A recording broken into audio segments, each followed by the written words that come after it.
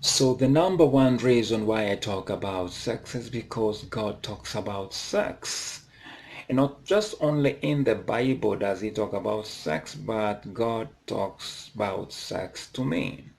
I never knew that God would be interested in talking about sex with me. For what reason?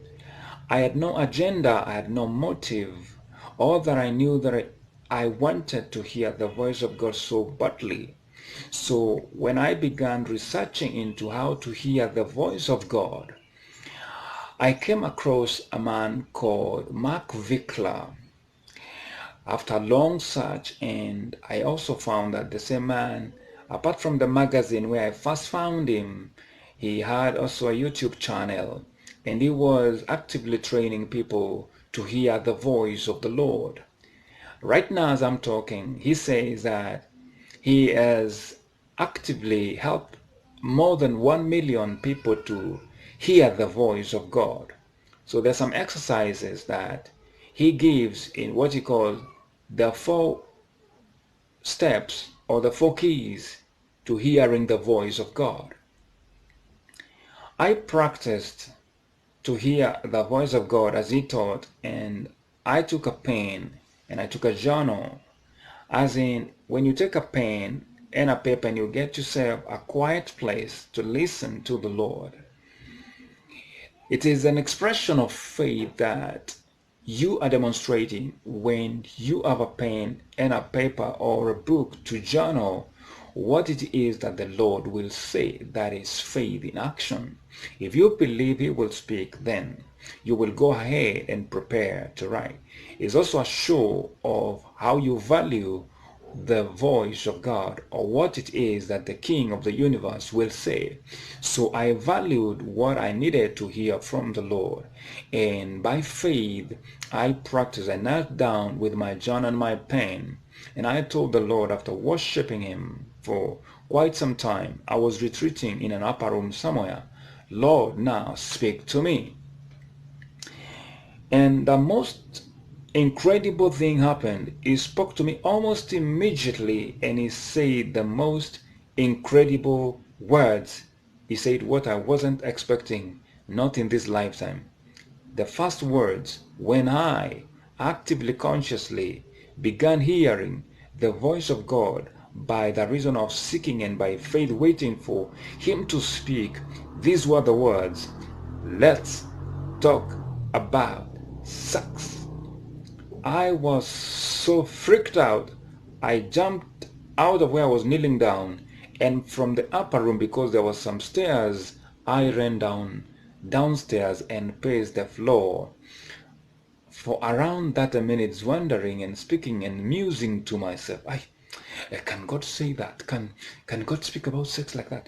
Can God tell you, let's talk about sex? So I was like musing within myself and wondering, does God speak about sex like that? Well, because I'd been taught well by Mark Virkler, I knew that when you've cleansed yourself and by faith you've done all that you needed to do to worship him and to quietly wait upon him, and you know that you need to hear from him, then it shouldn't surprise you that the Lord may speak whatever it is that he wants to speak. So I went and calmed down after 30 minutes, and I knelt down again with my pen and asked the Lord, Lord, what is it about sex you'd want us to talk about? And the answer was immediate. The answer was your sexual fantasies. What? I didn't need an elaboration. I already knew. I was thriving in the world of sexual fantasies. It is a truth about the average man. There are so many sexual thoughts that fly through our minds the whole day. When we see a girl, when we fantasize about the movie stars, the people we see and all that, the evil scene we saw, or something we just would want to experience in our own lives as men or boys. So there's so much of sexual fantasy that is in the mind of the average man. unbridled thoughts that cross your mind each and every day, each and every hour. And I knew, wow, you mean the Lord would want to focus on my sexual fantasies? Okay. I asked, Lord, what is it about my sexual fantasies? And as calmly as can be, these are the words he said. He said, if you are faithful to write down your sexual fantasies, I will teach you from them. Amazing, amazing, amazing. So there was a deal. I would not learn unless I wrote what it is that I thought. So the Lord wanted a record of what it is that I was thinking. So it doesn't matter how evil or how funny or how weird it was in my mind, I had to bring it to bear upon a written record so that now I would go before God and ask Him to teach me from the same. Believe it or not, that's where I came to learn the curriculum of Jezebel.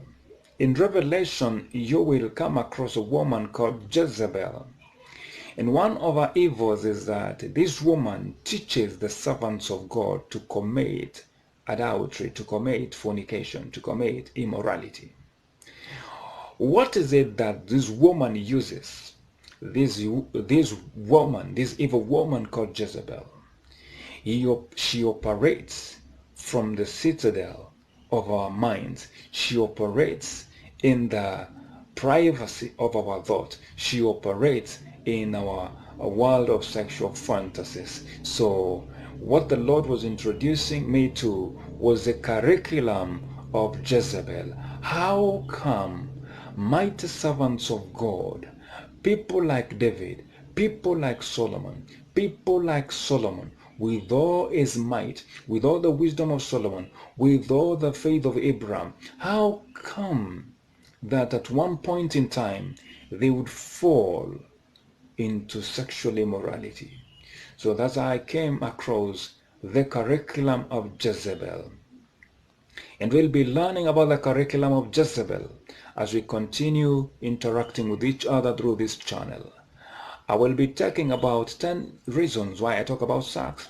So check out the others and let's continue fellowshipping as we see the day coming. For that day is coming soon. Share with someone, subscribe to my channel, let's learn together from the throne of grace.